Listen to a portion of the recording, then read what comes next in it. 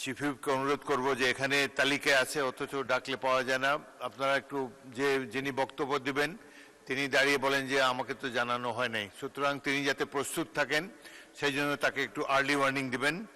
আর যারা বক্তা তাদের উদ্দেশ্যে আমি বিনীতভাবে নিবেদন করতে চাই যে সময় আপনাদেরকে দেওয়া হবে ওই সময় আপনারা অনুগ্রহ করে শেষ করবেন, ঘড়িটার দিকে তাকিয়ে একটু বক্তব্য রাখবেন।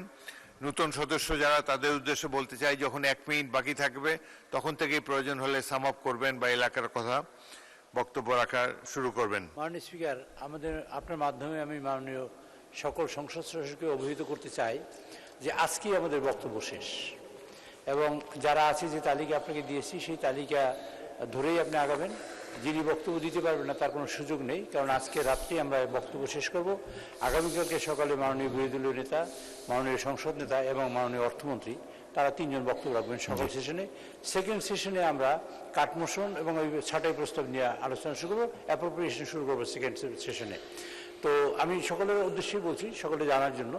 তো সেখানে ফাইন্যান্স বিল আগামীকালকে পাশ হবে, আর পরশু দিন 30 তারিখে অ্যাপ্রোপ্রিয়েশন বিল আমরা মাগরিবের আগে পাশ করব, কারণ এটার বাধ্যবাধকতা আছে, আমাদের সেই সময় পাশ করতে হবে। তারপর রাষ্ট্রপতি স্বাক্ষর করবেন, 12টার আগে প্রজ্ঞাপন হতে হবে, রাত 12টার আগে।